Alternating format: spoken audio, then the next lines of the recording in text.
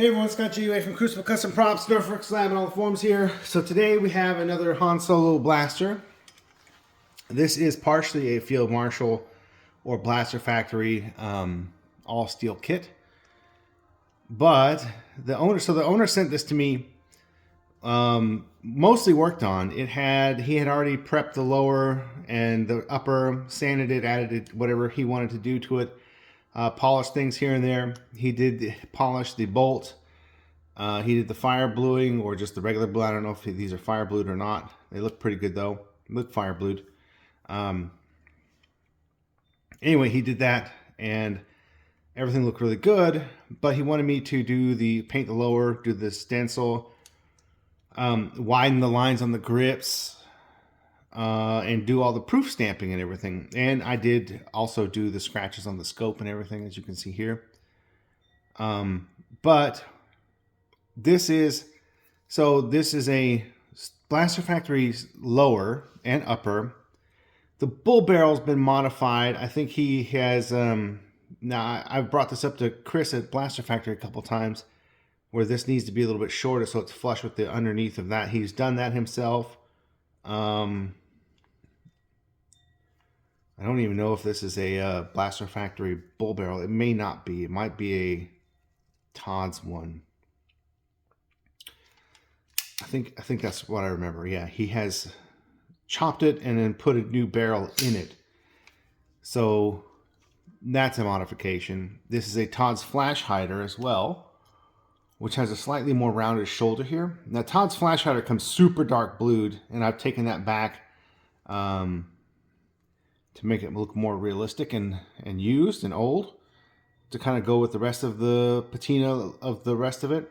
It does have a real hammer, and one of the things he mentioned was that since the real A New Hope upper and lower are not matched, and since he had this hammer, I went ahead and used that as a base for a new serial number. So this one's 785. I did 13785 lock frame and lower, and then added the correct A New Hope serial number up here, 2813, crown over U 813, and the military acceptance proof over here.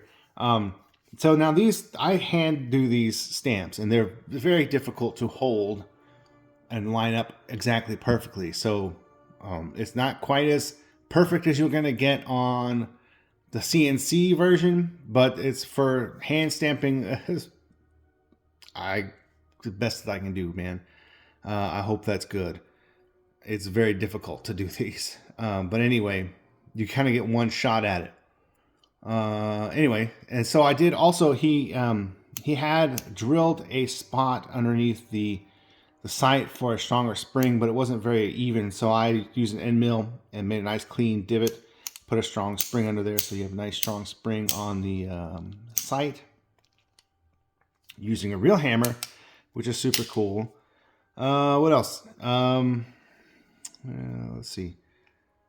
Oh, the crossbar, the upright on the crossbar, I don't know if that looks like a DEC, maybe Todd's. I don't think Todd's was that clean or good. This looks like a DEC one, or heavily modified Blaster Factory. I'm not quite sure. I don't know the origin of that upright, but that doesn't look like the sand cast Blaster Factory one. Yeah. So anyway, here it is. Oh, and an aluminum heatsink instead of the 3-part real Tomtit ones. Oh, another detail he added was, if you could look down the barrel there, trying to make it look more like that Han Solo shot where they have a restrictor on the front of that barrel. It's really basically just a thumb nut that he's put on the end of the Todd's booster. So that was kind of neat idea. So there it is. Everything still works as it should. Maybe you can't see it that way.